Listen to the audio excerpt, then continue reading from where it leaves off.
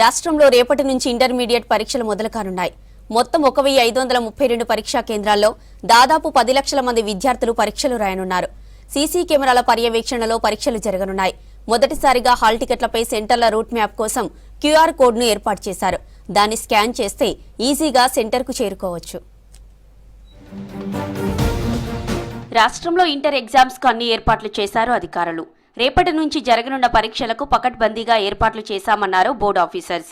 ఉదయం 9 గంటల నుంచి మధ్యాహ్నం 12 గంటల వరకు ఇంటర్ పరీక్షలు కొనసాగనున్నాయి. రాష్ట్ర వ్యాప్తంగా 1532 పరీక్షా కేంద్రాలను ఏర్పాటు చేసింది ఇంటర్ బోర్డు.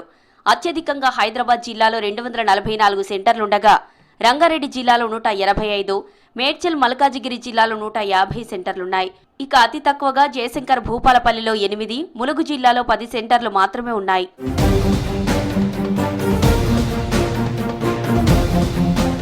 ఇంటర్ పరీక్షలకు 9,96,971 మంది విద్యార్థులు హాజరు కానున్నారు.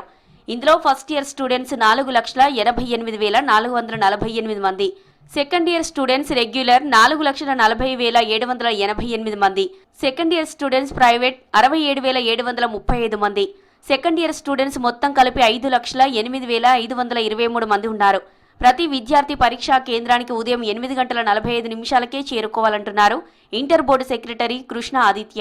5వ తారీఖు నుంచి మొదలవుతున్నాయి. ఎగ్జామినేషన్ టైమింగ్స్ ఉదయం 9 గంటల నుంచి 12 గంటల వరకు, 9 to 12 o'clock. రాష్ట్రం మొత్తం మీద, తెలంగాణ రాష్ట్రం మొత్తం మీద 1532 సెంటర్స్ 1532 ఏర్పాటు చేయడం జరిగింది. అత్యధికంగా హైదరాబాద్ జిల్లాలో 244 పరీక్షా కేంద్రం.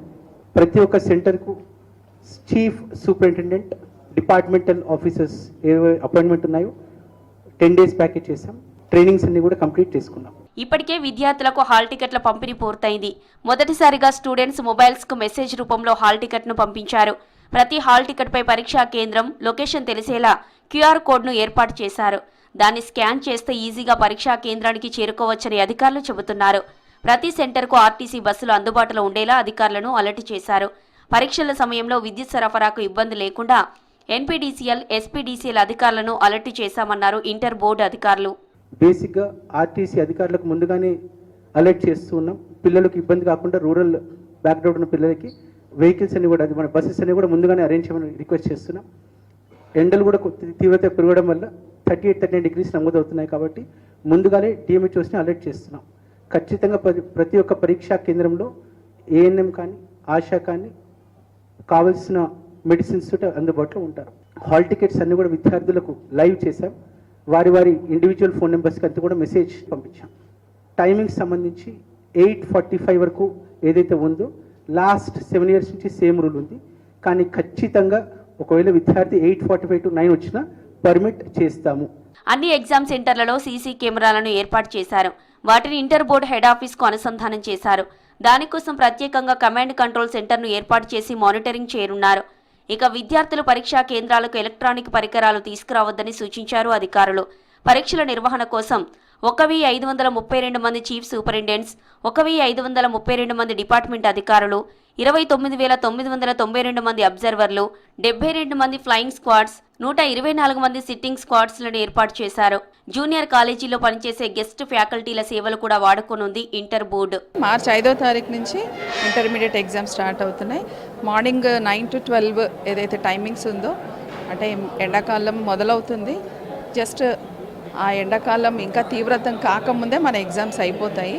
కాకపోతే అన్ని సెంటర్లలో కూడా మనం తగిన జాగ్రత్తలు తీసుకున్నాము.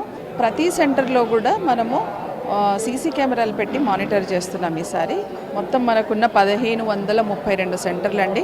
ఆ 1532 సెంటర్లలో కూడా ప్రతి కాలేజ్కి, సెంటర్కి కంపల్సరీగా ఒక 3 సీసీ కెమెరాలు ఉండాలి. గవర్నమెంట్ సెక్టర్కి అయితే 5 ఏసీ కెమెరాలు కూడా ఉన్నాయి. ఇంటర్ విద్యార్థులు పరీక్షలను ధైర్యంగా రాయాలంటున్నారు అధికారులు. ఎగ్జామ్కు 5 నిమిషాలు ఆలస్యమైనా అనుమతించాలని సూచించారు ఇంటర్ బోర్డు ఆఫీసర్స్.